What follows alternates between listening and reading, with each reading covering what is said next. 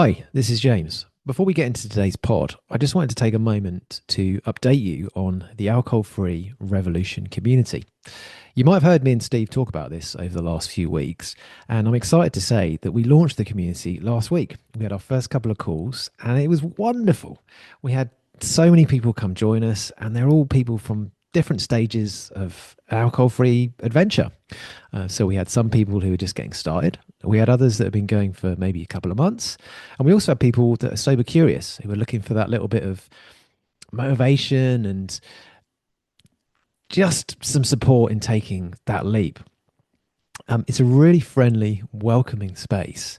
And it's a place where people can connect, share their experiences, share their wins, share their challenges, celebrate what being alcohol free is all about and all of the benefits. It's just like the pod. It's a real positive place to be and chat. And we are definitely going to be rolling this out in a much more meaningful way because the first two sessions have been just way better than we even expected. And we would love you to come and join us. If you're interested in taking part in the alcohol free revolution community, the first thing to say is it's completely free. So you've got absolutely nothing to lose. Let's say, for example, you come on one of the calls and you don't like it, switch the Zoom off, don't come back again. But I'm pretty sure you're not going to find it that way because if you like the pod, you're going to like the community. If you want to come join us, just ping us an email to info@thealcoholfreerevolution.co.uk. You'll find a link in the show notes and just say interested. Ping us an email just saying interested and we'll send you over the Zoom link codes and you can jump on the call. You don't have to even turn your camera on if you don't want to. You don't have to say anything. You can just, see how you find it, see if it's for you. You've really got nothing to lose. We want to keep building that community and bringing more people who are interested in alcohol-free adventure, bring people together. Just one other thing before I go. If you could possibly do us one small favor and leave us a 5-star review or hit like and subscribe on whatever podcast app you're listening to the show on, that would really help us. It would really help us grow the alcohol-free revolution and get it out to more people. That's about it, really. Speak to you soon. Enjoy the show. Welcome back to the Alcohol Free Revolution podcast. My name's James Lloyd and I'm an alcohol free performance coach. And my name is Steve Smith and I am also an alcohol free performance coach. Fantastic. Thanks so much for joining us today. This episode is going to be released on the 1st of December. 2025, and that's the start of National Grief Awareness Week. So this week we're delighted to be joined by a leading expert, Jess Goyder. Jess studies unconscious processes at Oxford University. She's a grief recovery specialist, coach and mentor. Working with both one-to-one clients and businesses, Jess uses an impactful evidence-based model that directly addresses much of the pain and isolation around grief. She doesn't only work with bereavement, but many other life events that often can be overlooked. So things like divorce, workplace change, and chronic illness. Jess is also an accomplished speaker who talks about grief and loss publicly. She helps companies become much more literate around loss with their employees. Jess, a very warm welcome to the Alcohol Free Revolution podcast. Welcome, Jess. Oh, thank you. Thanks for having me. Well, we're delighted you can join us. Like I say, it's a very apt time, I think, with it being Grief Awareness Week. And we're really keen to get you on and hear your thoughts because, of course, alcohol is so closely related to how we deal with stress and how we deal with grief. We're going to get into that a little bit later on in the show. But before we do, perhaps you could talk a little bit about yourself and how you've arrived at what you're currently doing now. Oh, how I arrive at what I do now? That's a big question. I do. Well, I was on track to be a psychotherapist. That was my training. And I was doing some voluntary bereavement counselling for crews, who I still am with. And I think in the very beginning of my training, I was thinking, I'm going to be working with bereaved people. Of course, I had bereavements, but I felt, I don't know if I've really experienced enough to be able to really, can I really meet people where they are? And in the training, we had to list our losses. And my world turned upside down. They took me aside and said, this is a lot of loss. And I think understanding grief for what it really was set me on this path. It's that grief is not only about bereavement, even if that's a huge part of my work. And I just, that was it. I was on a path and I've just kept going ever since. I found this brilliant methodology that changes people's lives. And so I can't really do anything else now. I use different approaches. I adapt to whoever I'm working with, but yeah, I wouldn't go back. Yeah. That must be really rewarding work. I know working with people like that. It's yeah, no, I love my job. I love what I do. And it's a funny thing because I remember in the early days people thinking, oh, that's a bit heavy, isn't it? Grief, death. Of course it can be. I mean, the word grief comes from the word gravitas. It's heavy, it's heavy stuff. But my work is what I do is uplifting. People leave happier, at peace. If we can talk about grief, the whole reason we're here is to make life more fun, to make life better, to find joy, to find happiness, and you can't have any of those if you're not prepared or not equipped to enter the darkness.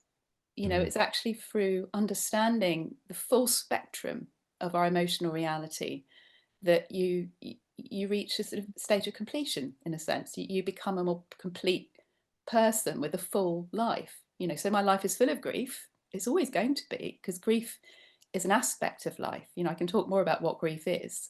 Grief is not going to go away, but my life is also full of everything else. You want a full spectrum life. That's what we're here for. Yeah, I think feeling all the feels. Yeah, I think as you just said there, Jess, it's like grief will affect absolutely everybody, and at some point in their life, of course, but on varying levels for everyone. So I think the ability to kind of understand that emotion and for you to help people through that must be, as James said, must be such an incredibly rewarding job. You're obviously working with people sometimes at their most vulnerable, but at the same time being able to see that and support that must be incredible. Yeah, thanks. No, and there's an invitation for anybody really, because we're not taught what to do when we lose things. I can say what grief is if that helps. Because we don't know what the first problem is. We don't actually understand the problem. We don't know what grief is. So let's just get clear on what grief is. So grief is the natural and normal response to any kind of change. That's the first thing. It's a natural and normal response. And my favourite definition of all, it comes from the Grief Recovery Handbook, which informs quite a lot of how I work. But my most favourite definition is that grief is the conflicting feelings. So the conflicting feelings caused by the end of or change in a familiar pattern of behaviour. Ooh. I'm going to say it again. I'm going to say that again. Yeah. I'm going to say it again, and we'll just let this sink in. Grief is the conflicting feelings caused by the end of or change in a familiar pattern of behaviour. You know exactly where we're going to go with this next, don't you? James or do I? I think we could.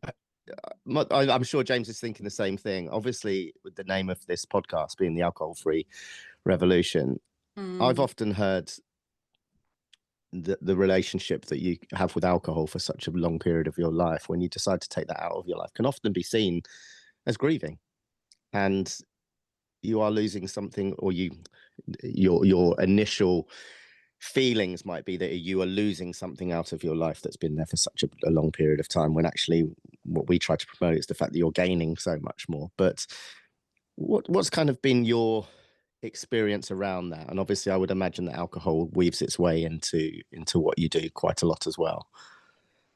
Yeah, so I mean, to the first point you talked about, how yes, I mean, grief is all about relationship. It's the conflicting feeling. So it's not just one emotion. It's not just sadness. Grief is feeling guilty, relieved, upset, angry, completely numb. Grief is everything. Grief is all the feelings, and they're often conflicting, so they don't make a lot of sense. It's complex. It's a multi-layered complex. Grief is one of the most complex experiences of being, complex aspects of being human. And I think what you've mentioned there is that, yes, people build up a relationship with alcohol. And you've probably built up a relationship with alcohol. If there's grief behind your relationship with alcohol, that's because of maybe unfulfilled relationships or grief around other relationships that you might have. And it's a profound loss to give up alcohol. It's a pattern, it's a behavior pattern. It's supported you. It's also being a bit of an anesthetic for your feelings. Mm-hmm. And it's not only about you Definitely. drinking alone. It's like, we're heading into Christmas, and it's the isolation of not drinking again. The being different is really harsh. In our culture, alcohol is really celebrated in so many ways. It's so socially sanctioned. It's incredibly hard to be that different and to hold your own, and it's lonely, and you miss. I mean, I love the taste of a drink. Absolutely love whiskey and cognac and red wine. I haven't had a drink in about 10 years, but that's my own personal side of it. So there's loss every time I'm with people having a drink. Sometimes but it's a conflicting feeling. So part of me just knows that as a complete hedonist, actually not having the drink is the more hedonistic angle for me. You're talking about the difference between 5 minutes and 2 days. Yeah, very true, very true. That rings quite true with me there. And I've suffered loss in my, I lost both my parents over the last sort of 15 years or so, 20 years actually, I suppose. But yeah, I lost my mum very close to Christmas on the 12th of December 2007. So there's that stronger feeling around that time, at Christmas time, when everybody else is celebrating and everything's coming into Christmas, and you have that feeling.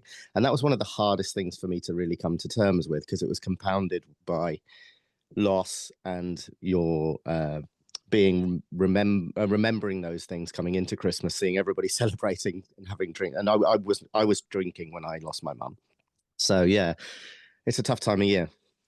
I'm so sorry, Steve. I can only begin to imagine, that happening at this time of year. And it's so hard. Everything's amplified. Whatever your life is like at Christmas, whatever your family dynamics, life is, those relationships and losses are amplified.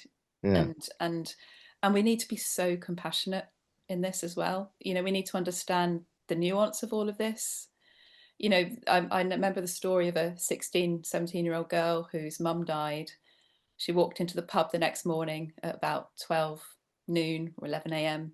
and said, "I need a pint." The woman behind the bar pulled her a pint, gave it to her. She drank it. Yeah. And I mean, we have to understand that that just might have helped her in that moment. It's not a big deal. Had that become every other day, that would have not been great. Would have really impacted her life. So it's just being, I can really see how that it's the mix of it all, isn't it? I can imagine what that's like, that potent mix of Christmas and alcohol and the heightened expectations and the pressure to have a good time. Yeah.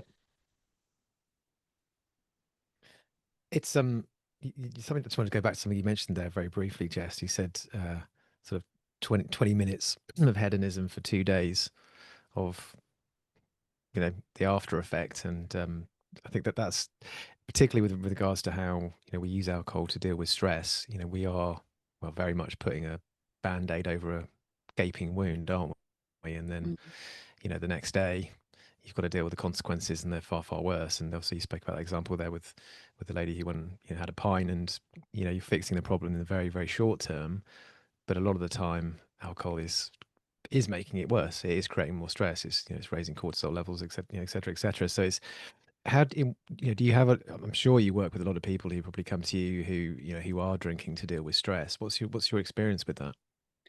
I mean, when I do work with people, if they have a challenge with alcohol, they have to be alcohol free before we can do the work, because we can't actually do the work of grief while they're drinking. You just can't. You can't do one and the other at the same time. So that's something that so they have to see you before they can see me. I think it's really about observing your behavior, but first of all, remembering that nobody needs fixing in any of this. If you're grieving, there's nothing wrong with you. It's not an illness, and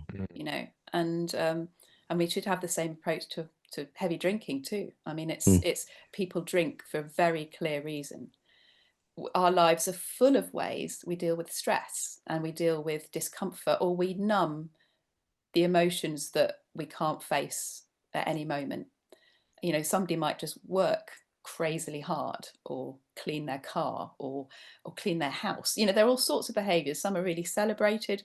We call these short-term energy relieving behaviors. So grief produces a huge amount of emotional energy, that needs to be expressed, needs to be dealt with, or needs to be suppressed. It needs to be kept at bay, just numbed. I can't face that feeling right now.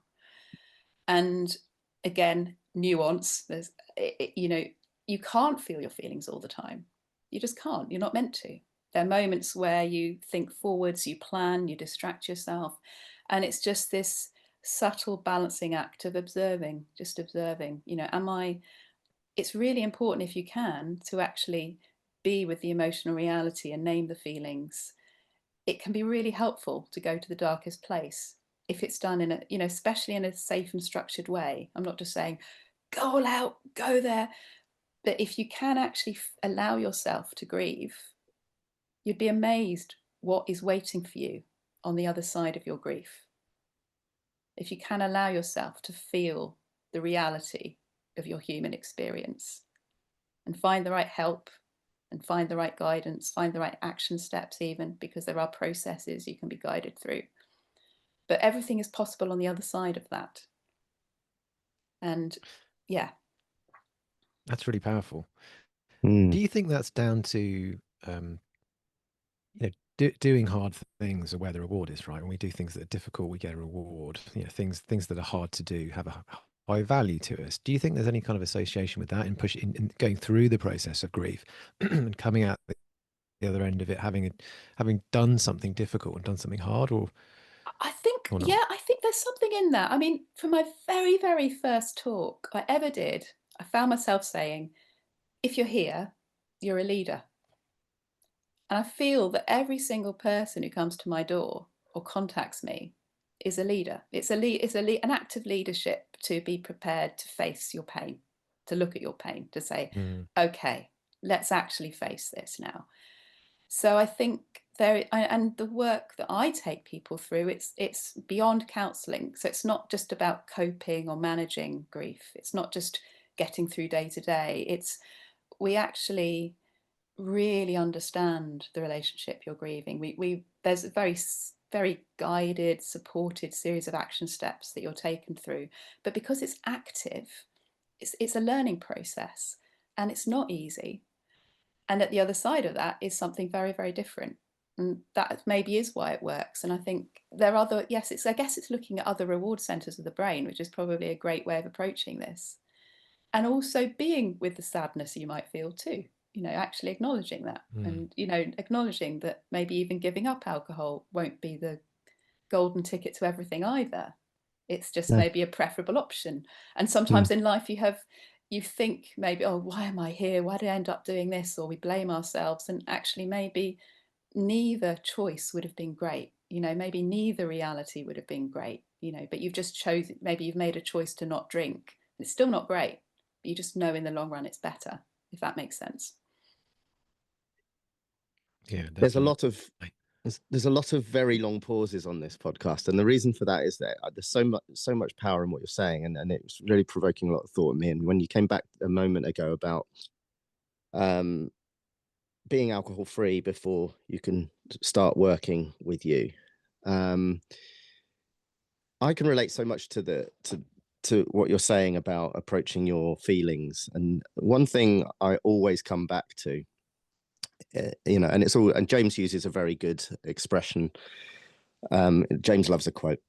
But when you're from inside the jar, you can't read the label. So when you're actually drinking, you can't see how you will be able to feel your feelings more when you take that out of your life.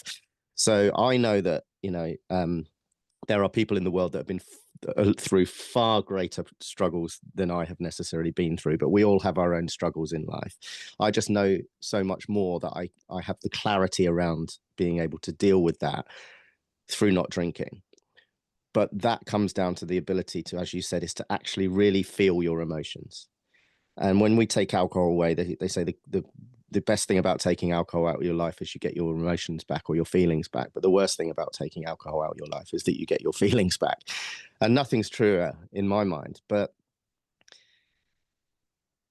I don't know where I'm particularly going with this. I think I'm just sort of raising that's my kind of approach to it. No, well, there's gold dust in what you've said. I think one interesting thing is that it's never as simple as just saying feel your feelings, is it? No. There's no right or wrong way to grieve. So let's not just put this huge pressure on everybody to feel everything. It's not that straightforward, but I think also we're just not taught how to be human. We're just not taught how to be with our emotional reality. And there's very strong reasons for that. There's whole historical reasons why grief is a taboo subject, why talking about death, why talking about dying, why, we're taught how to celebrate our wins from birth onwards, every positive step, every time you pass a driving test or do well on an exam, or every little thing is celebrated. We're not taught what to do when we lose things. We're not taught what to do, so I think maybe that's why we turn to other devices, we turn to other things, because we're just not taught. And so much of that is about support, that you're not just saying, oh, well, just feel your feelings. It's not always that simple, but maybe you can be with people you can really talk to, or maybe it's about running or other ways of expressing your feelings. It's just really, really important that whatever emotion is there is not seen as an illness. We feel shame around, we've got all these myths in the grief recovery method that I work with. We talk about the myths, societal myths around grief. So one of those myths is don't feel bad, which is almost back to what you were saying, Steve, about not feeling your feelings. We feel, as soon as you feel some sort of negative emotion, in inverted commas, like sadness or despair or devastation or heartbreak, or a bit flat or a bit crap, you feel shame. You feel somehow I'm bad. It's not just a feeling passing through you, that if you allow it, if you find a way to express it with somebody said grief is like a river and you have to keep it moving. So if you keep that moving in whatever way works for you, whether it's crying, dancing, sex, whatever it is, whatever it is that works for you, pottering in your shed, whatever it is, ideally talking to people, being with people who you can be yourself with, like feeling as fully yourself as possible.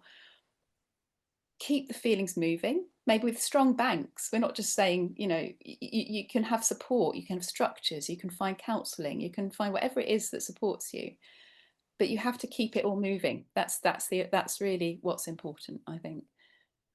And how does alcohol impact keeping things moving? Well, I think alcohol stops things keeping moving. That's the point. So it's like alcohol is, it's depressive in many ways. It can make you feel elated in the short term, can't it? Make you feel all these wonderful, wonderful sort of dopamine surges and rushes and stuff at first. But what alcohol does is we've got a sort of societal crisis, I think, of a kind of flat line where we kind of suppress the pain. We keep the pain at bay, the sadness, the loss. And I could talk more about the sort of different types of losses that we go through, grief being an everyday part of all our lives. So you keep that at bay. But what that means is you're also shutting down so much else.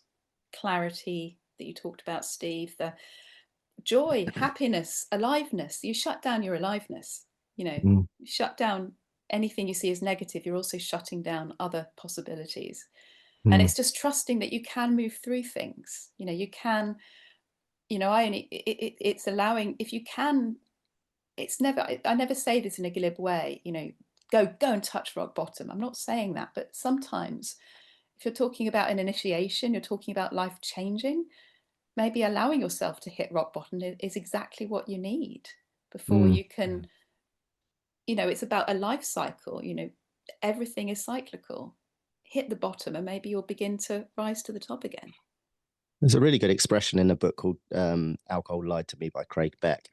And he doesn't refer to it as a rock bottom. He refers to it as a threshold moment. And that's the sort of the moment that changed his relationship and whatever that happens to be for you.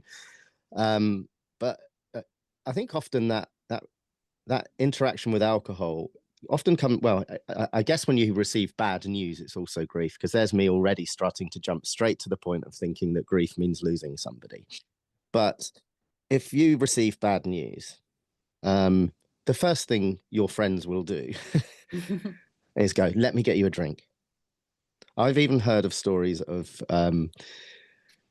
police officers at scenes of accidents saying to people, when you get home tonight, make sure you have a stiff drink, you know. So it's that go-to. Immediately you receive that bad news, or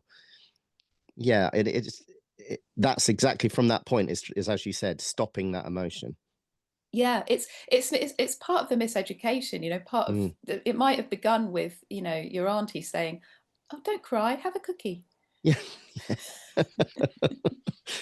I still do that. Yeah. And to some extent, you know, have a cup of tea. That's our national institution, you know. It's just, you know, it's all about, this is all about the nuance and the balance and being kind, you know. Yeah. That's exactly it. There's no malice. There's no bad feeling behind any of that, is there? It's absolutely, and we overlook just how impactful that can be. Exactly. Yeah. We work with quite a lot of people, Jess, who are kind of like in the early stages of going alcohol free, obviously through our coaching. And I think at the beginning there definitely is a focus that people have on what they're losing, and changing that narrative from what you're losing to what you're gaining is very, very central to both Steve and I's coaching.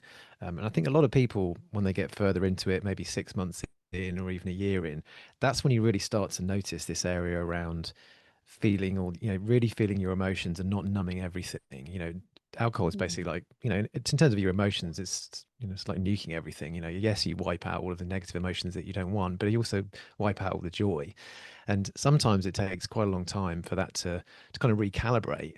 And, you know, I've spoken about it a few times on this pod, and I've heard a few other people mention it as well. Once you kind of get over a certain threshold of, you know, 6 months, a year, you just start to notice things that light you up that you just didn't notice before. And you really, you know, we pay an enormous price for a couple of glasses of wine in the evening, or a beer. You know, we think, oh, yeah, well, I like a glass of wine, and yeah, that's all fine. But it does take quite a few months before you really start to realize what it is you're trading for that. And honestly, finding joy in the ordinary is something that comes with being alcohol free. And it's very, very hard to kind of communicate this to people when they've been drinking for 10, 15 years, even if it's just moderate drinking. But honestly, you know, you think, yeah, but I like a glass of wine. But trust me, you know, I know you haven't drunk for many years, Jess, and Steve and I as well. You just feel so much joy in things that just did not register when you had alcohol in your life. And it really isn't about what you're losing. It truly, truly is about what you're gaining. And it's joy. You find joy. Absolutely. It's sort of, I mean, you develop a whole new sensitivity, like a whole new capacity Yes, you to do. feel, to perceive. You can Yeah. perceive. So it's like, well, it's almost like you're just getting life a bit more amplified. Yeah. You know, it's HD.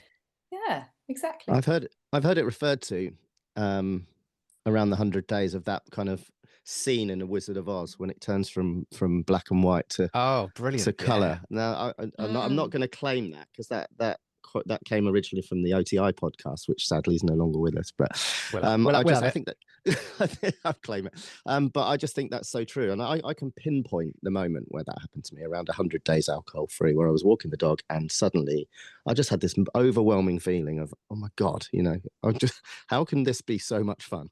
Just literally out walking the dog in a frosty morning or whatever, and just suddenly seeing everything so much clearer. But not only that, now 4.5 years later, I walked the dog this morning. It still surprised me. It's still the same. You have such an amazing sunrise and what have you. And that sounds all very like the Josh Dixon get woo woo, but it's not. It's all true. There's not a day that doesn't surprise me, and sometimes that comes with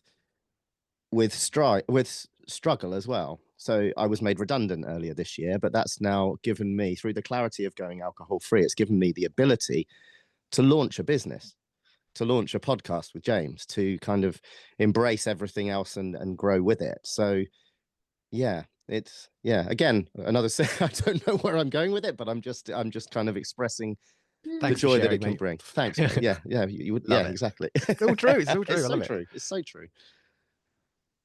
So Jess, what are your where do you find joy in the ordinary? Oh gosh. That's a really good question.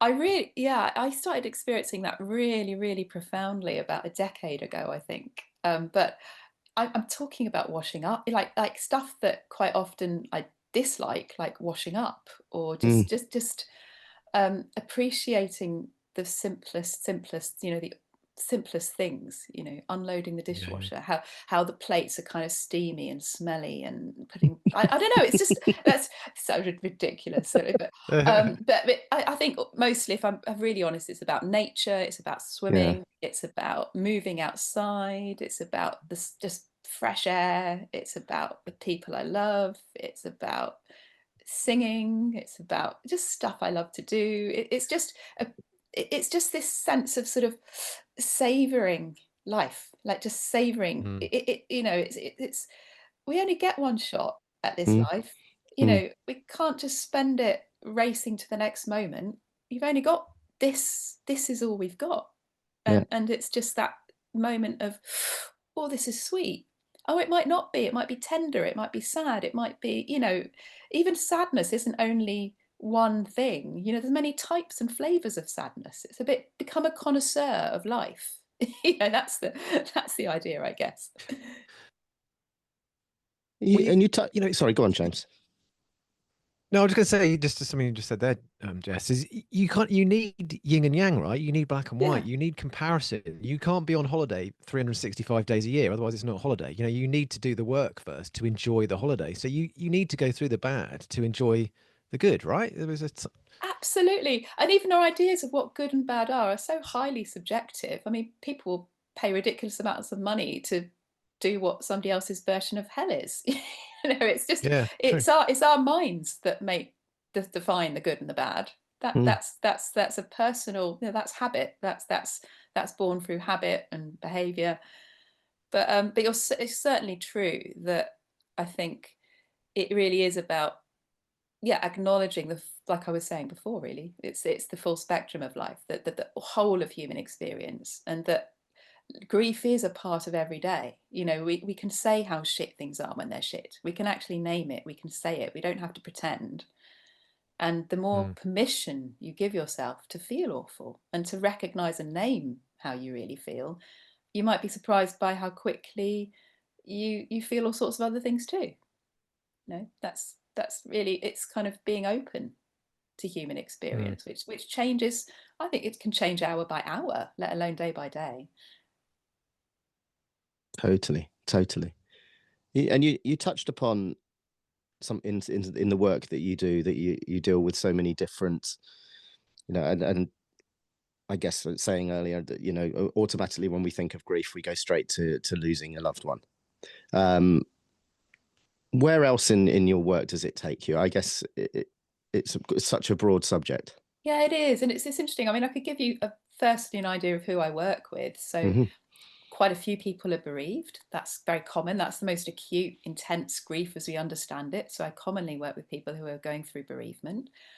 I work with people who are facing the end of their lives, maybe, and coming to terms with that.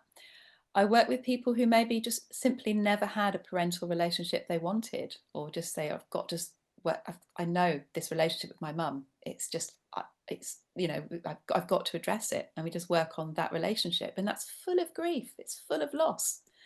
There's grief, tremendous grief in chronic illness. I work with that, you know, life-changing physical conditions, maybe invisible illnesses. I mean, the grief of chronic illness, of physical challenges, is so unseen. Menopause is a grief. Any major life change is a grief. I've worked with redundancy. I work with people who just feel a bit flat, you know, just feel a bit, well, life just isn't quite what I wanted it to be. You know, we all have unfulfilled hopes, dreams, expectations. That all carries grief as well. So I mean, it's a vast subject. As grief at work, all these little changes, you know, losing your autonomy, losing your power, not getting a promotion, even positive changes bring grief. So just to really bring a downer on things, you know, even having a child, I mean, your life is never the same ever again. You know, getting married is a massive change. So even in the things we celebrate, there is grief too. It's just seeing the full spectrum. I'd never thought about the many new, you know, the many areas that goes into. That's really fascinating. Do you, in terms of how you approach those different cycles of life, I guess, do you have, you mentioned obviously you have an evidence-based model that you use. Is that applicable to all of those things, or is it very much different for each of them? Well, I guess so the model is the model, and it works so well because it is evidence-based, and that means I'm very strategic and surgical in honoring the method, quite dogmatic about that. But then the point is, I weave it to whoever I'm working with as closely as possible. And I won't only use that process, but for me, hands down, it's the thing that makes all the difference. It's 7 sessions, and it's foundational work. So you don't actually, I mean, it's almost preventative, because you learn a toolkit in the grief recovery method that you can then apply to any single loss you might encounter in the future. So together we'll work on one loss, and somebody might come to me for one reason and realize, actually, I've got better work on my relationship with my dad first. Together we work on one core relationship. Then after that, you've got the toolkit to go away and in an hour or two reach a place we call completion, which is like a sort of feeling of peace, a feeling of feeling complete about a relationship. And you have the tools to do that and feel prepared for any loss you may encounter later on in life. So that's sort of, if I'm using the method, that's what we use it for. And it's for me, it's foundational grief education. I wish that every single person in a leadership position actually use this methodology for their own decision making, for their clarity, for being able to really understand people, really understand how human beings work, and for being really, it's sort of a foundational piece of work. That sounds incredible. You mentioned earlier, and you just mentioned there in terms of people in leadership positions, but earlier on you mentioned that we're never taught to deal with grief. Mm. Where do you see the answer in that? Is this in education at child level, at school, or I mean, is there an answer to it? I think I can see a change. I can see the currents shifting.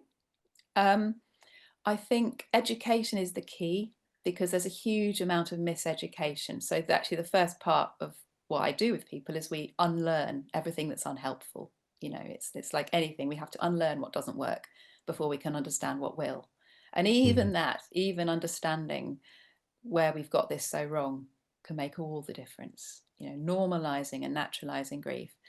And we have a program working with kids, but we don't actually work directly with children. We work with teachers and parents, because there's no point, having this amazing therapeutic process with a child who then goes home and they're taught, oh, don't cry, have a cookie. We'll get you a new cat, or Granny's gone away, she's in a different place. And the child just won't go to sleep at night because, well, Granny went to sleep and never woke up. So no, it's just, there's so much miseducation. So I think, how does this change?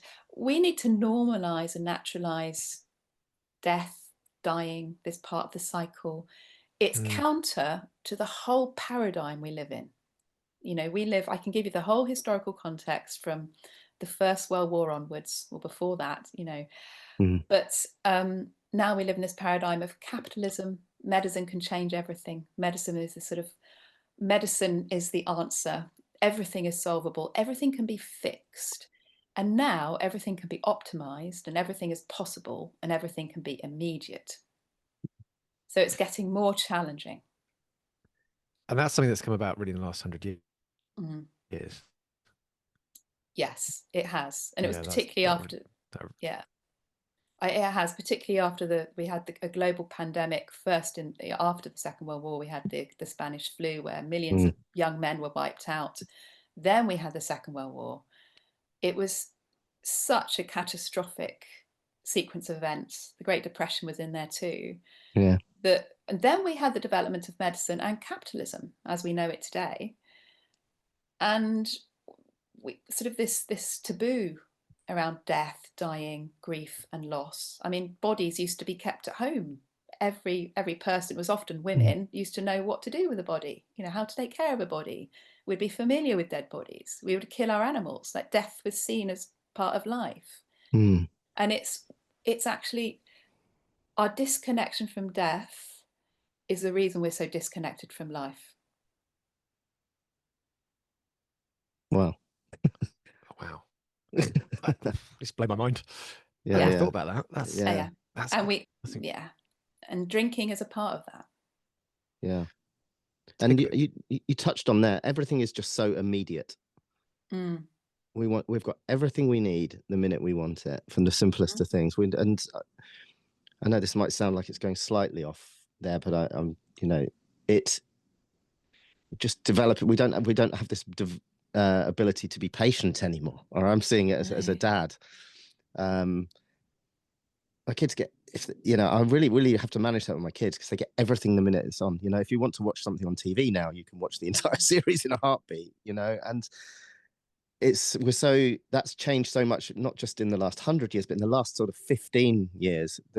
The advance of technology, and it's only going even further. It's our disconnection from what life was, as you say, in the times of the Second World War and the Great Depression. It's just, I don't think it's ever changed as much in history. But even that's a blink of an eye in evolutionary terms. Yeah. The last 100 years, we live in an environment that is almost the opposite of how we've evolved for 99.999% of the time, compared to this 100 years that we're currently in. The world, that's why we've got a lot of the chronic illness that we've got, and particularly in terms of like the food landscape and exercise and things. Like the idea of going to a gym and going on a treadmill 100 years ago, be like, what? Why on earth would I want to waste energy? And it's our evolution, right? The world's been turned upside down in terms of our environment. And it's also it's only getting worse as well. The introduction of AI, it's only going to take away our ability to even think at all.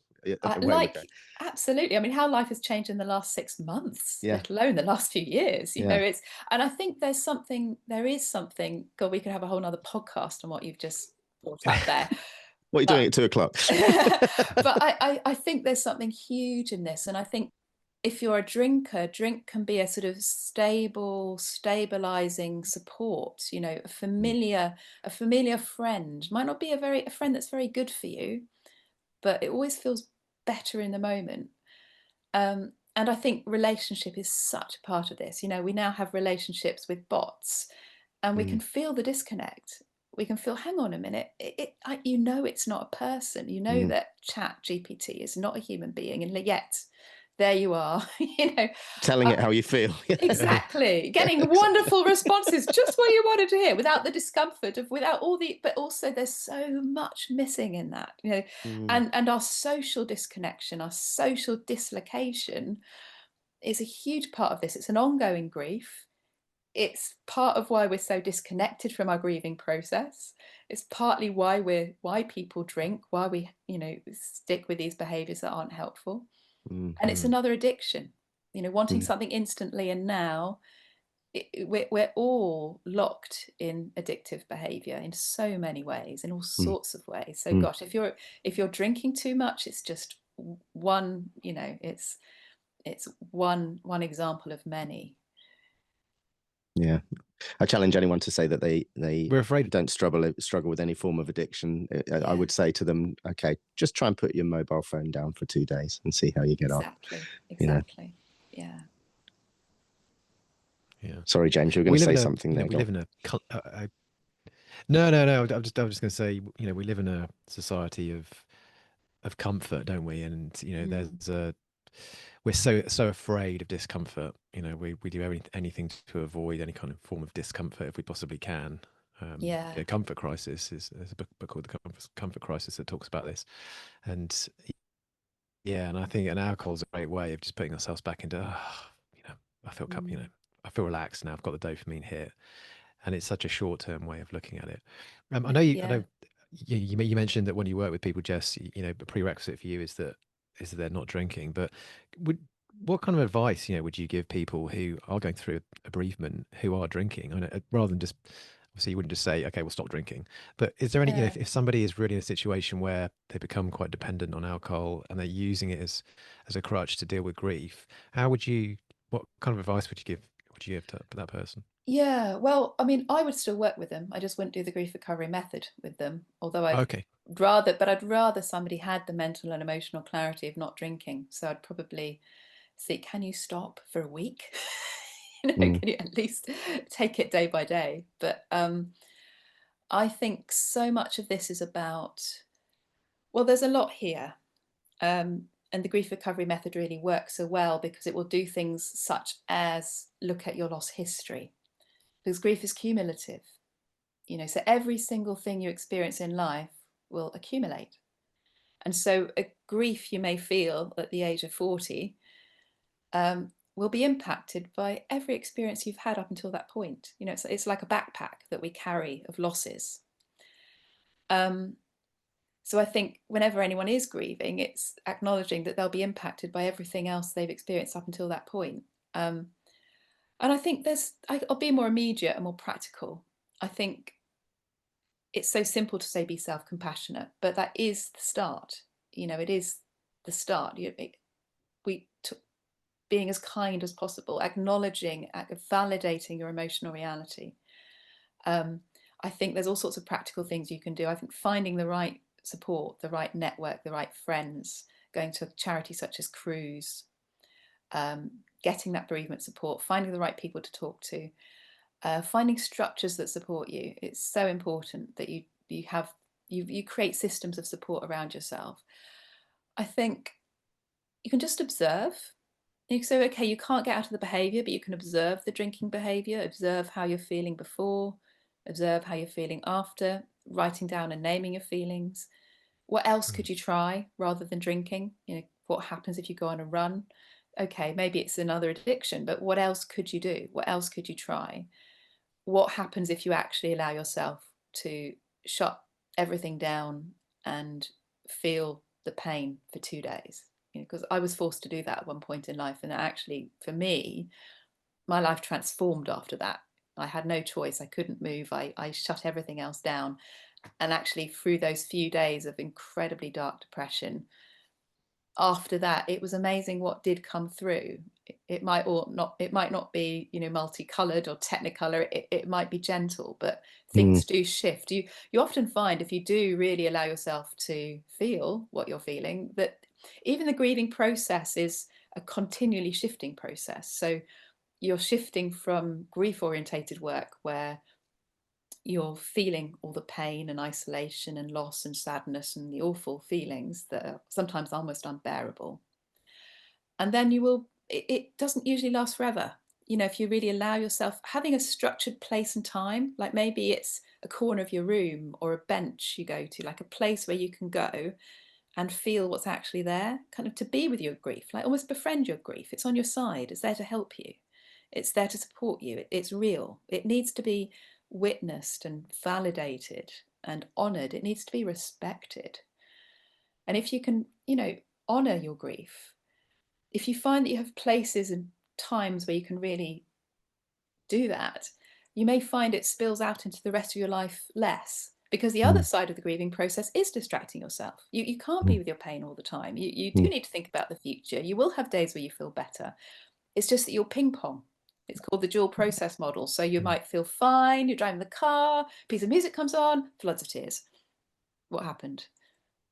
But then maybe half an hour later you'll start to feel better. And that ping ponging is how your brain adapts to a new reality it doesn't want to be true. So as soon as you start to understand the grieving process more, you can start to be more compassionate about what's happening. You can start to manage your energy better. It's managing your physiological state, and none of us are taught what to do. So I hope that's the beginning of something helpful to that answer. Do you think that, and this is probably a bit of a loaded question, but is alcohol basically getting in the way and slowing down the grieving process? Are you just putting things off until tomorrow or until another day? 100%. Yeah, 100%. 100%. You're not. It's not possible to. Well, you might just, if you can, maybe this. Like, we have this myth that time heals, or that keeping busy is the answer. So I guess, yeah, there's this idea, if I just keep drinking, it will all pass and I'll be better. Time doesn't heal grief. It's the actions you take in the time that you have that heals grief. So absolutely, 100%, drinking is not going to solve it's not, you can't solve grief. It's not a problem to fix, but grief is not going to give you drinking is not going to provide you with an answer that you want. In my own experience, actually, I kind of used grief as a jumping off point for going alcohol free, because about, well, would have been 5 years ago, my first dog passed away quite suddenly, and 7 years old. And I was drinking at that point, and I'll be quite honest, this may make me sound like I haven't really been through any kind of hardship in my life, but it's the hardest thing I've ever had to deal with. I was absolutely destroyed. I was completely, I don't have children, so my dogs are kind of quite, the receptacle of my love, if you like. But it absolutely destroyed me. And then a few months later, my mum passed away. And at that point, I made the decision that I was going to stop drinking there and then. So the last day I drank, which is 4.5 years ago, was the day after my mum passed away. The day that my mum passed away, I had a load of drinks with my dad. But then the next day, I was like, okay, this is it. I'm not going through that. I had an awareness that the grieving process would be so much harder and so much worse if I was drinking, because of what I'd been through a few months before with the loss of my dog. And I used that as a jumping off point to go completely alcohol free. I'd been through periods before where I'd taken, a month off, 2 months, 3 months off, and I just couldn't get it kind of locked in permanently, which is kind of what I wanted. And at my mum's funeral, which was obviously 2 or 3 weeks after she passed away, I spoke at the funeral, and I used that as an opportunity to lock in that commitment. And I said, the best way that I can honour my mother is if I could give her one dying wish, it would have been that I was happy and healthy. She always used to say that. And I said at the funeral, that's the best way that I can honour you, is to look after, do the best I can to be as healthy as I can. And I said at the funeral, from now on, I'm not drinking alcohol ever again. And when you make that kind of promise at your mum's funeral in front of a load of people, you're not going back on it, right? And it sounds a little bit strange to say that it was harder to deal with the death of my dog than it was the death of my mother, but I was able to process it so much more, not quickly, because it wasn't something I was trying to rush through, but I wasn't a mess on the floor every day like I was after my dog passed away. I worked through it and I dealt with it, and I absolutely put that down to not having alcohol in the way and resetting me every single morning to, I dealt with it, and I was able to move past it. I don't know kind of why. It's not a question or anything. It's just something I wanted to share. I don't think I've spoken about it on this pod, but that was absolutely critical to me getting alcohol free, was my mum's death. There's so much I could reflect on after what you said, James. Thank you. Steve, do you have anything to say? To some point, I can almost reflect on that as well, because having lost both parents, all but quite a way apart. So yeah, I lost my mum in 2007. So I was drinking back then. My mum battled cancer for a number of years. So I was drinking the whole time through that. I didn't stop drinking until 2021, 4.5 years ago. Let's work that out. Yeah. But I lost my dad coming up to 2.5 years ago now. So I wasn't drinking when I lost my father. There was some not great experiences around everything going on there that I won't go into, but at the same time, looking at the same situations, processing things alcohol free, neither of which were any less hard than each other, but being able to process each one, or process the loss of my dad being alcohol free, was just, you can't replace that. You can't buy that. It was so much. I'm not going to use the word easier, because it wasn't easier. I could just process things so much better. Yeah. That was it for me. And so I can completely relate to where you are, James. And actually, I've got a dog. I'd be absolutely devastated to lose my dog. They are family members. Yeah. Worst thing I've ever had to deal with. It was terrible. No. Absolutely terrible. And I'll build on that, because I think there's one thing to take away from this podcast. It's that all grief is unique. We do not compare losses. No. It's as unique as every relationship. So somebody's dog could be the deepest relationship they'll ever have. Somebody might never know their dad. Yeah, exactly. So we don't compare losses. And I think I'm actually interested to hear in your experiences. Is there anything more in what was different, grieving without the alcohol compared to with the alcohol? Is there anything more you can say to get clearer on what the difference was? I guess the thing that stands out is the fact that when I was drinking with the dog, it just felt like it was just restarting every single day, and I wasn't moving forward. And and the emotion was so much deeper. And it was the same for my wife. We were just basically just in bits, just crying all the time. For a good few weeks. And even then, it was just so, I downloaded some book about, dealing with the loss of a dog, and I just burst into tears as soon as I started reading it. It was so upset. I just couldn't read it. And it took, it took quite a long time to get through. But I think I just felt that with my mum, I was just able to almost go on a journey with it. Whereas every day it was getting better and it was getting easier. Whereas with my dog, it was just restarting every day. I was just waking up feeling worse the next day because I was just numbing it with alcohol. And I guess I would compare it to as well, I went through some health challenges myself last year. And at the time, when I got some bad news, it's all fine now, but when I got some bad news, had I've got that a few years prior when I'd been drinking, it would have taken me probably months to wrap my head around that news. But dealing with it, having been alcohol free for 3 years, again, I kind of thought about it for a few days, maybe a week, and but I processed it. And after a week, I was like, okay, nothing you can do about it. Let's just get on with life. But I honestly think, reflectively, had alcohol been in the mix, I would have been just knocked out, and I would have just been an emotional mess for weeks, and I wouldn't have been able to get over it. That would be my outtake. I think that really comes back to what Jess was saying earlier about keeping it moving, because that's the same thing as I felt. As actually, when I lost my dad, or even, my dad was sick for a long time before, so me and my brother were having to visit him in hospital for a long period of time, and it felt like each day you'd not necessarily solved, but you'd dealt with the day before. So when you're drinking, you're kind of pushing that day further down the line.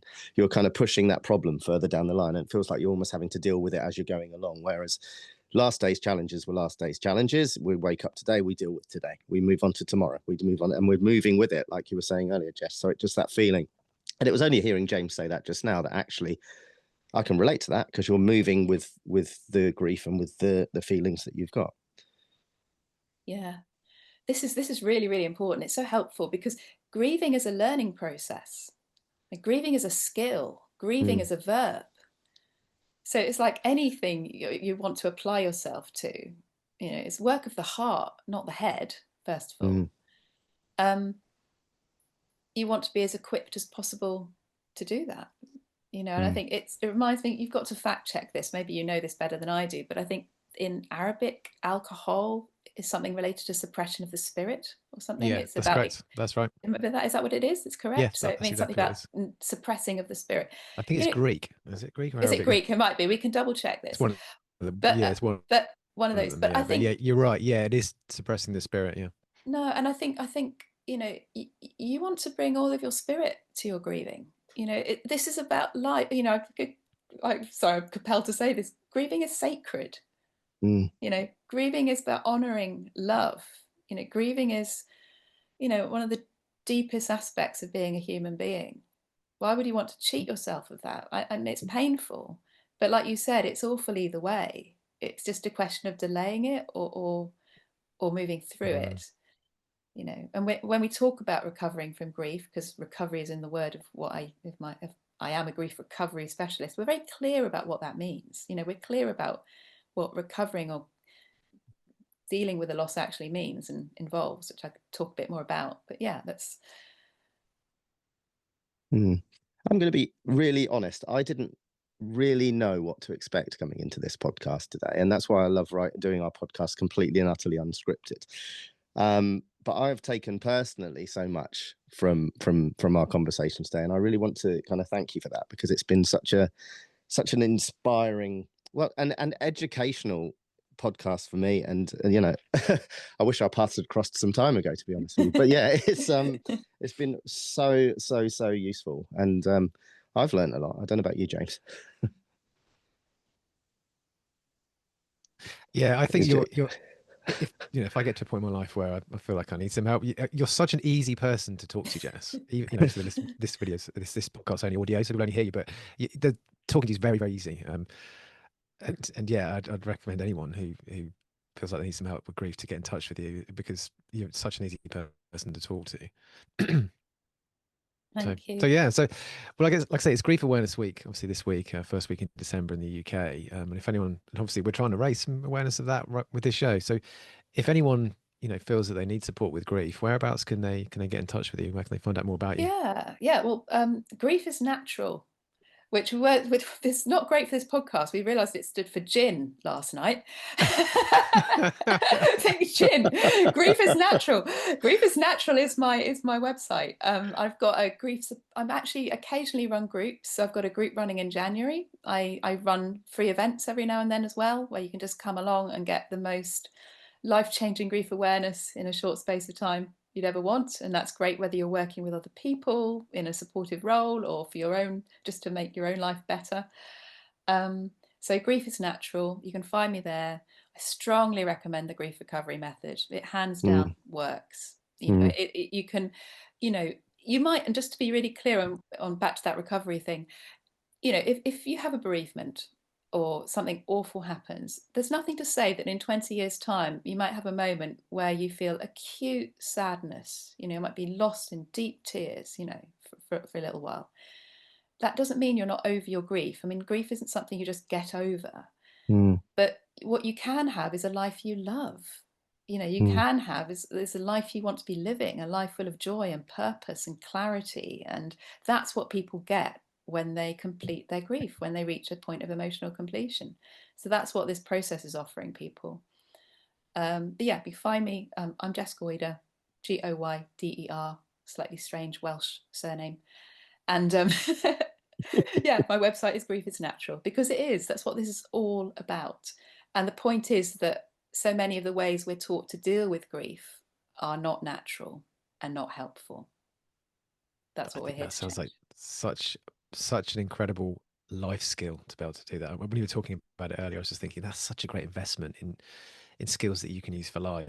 And coaching is a bit similar. A lot of the training that Steve and I did, you're not just learning to coach, you're learning about yourself and about how to apply things to yourself, not just to people that you work with. And I just think what you just described, I was just thinking, wow, that would be such a good thing to have in your arsenal, in your toolkit, to be able to deal with grief whenever it comes along, because it's going to come along at some point. Exactly. We're all disempowered, so it's simply about becoming more powerful for the better. That's what this is about. And alcohol can disempower us if it's not used in the right way. So it's simply about how can you become more powerful? How can life get better? Amazing. Well, fantastic. That feels like a great way to finish what's been an amazing conversation. So Jess, thank you so much for everything, and for joining us today. Oh, thanks, thank Jess. you both. Wonderful conversation. Thank you. See you soon. Bye-bye, everyone. Bye.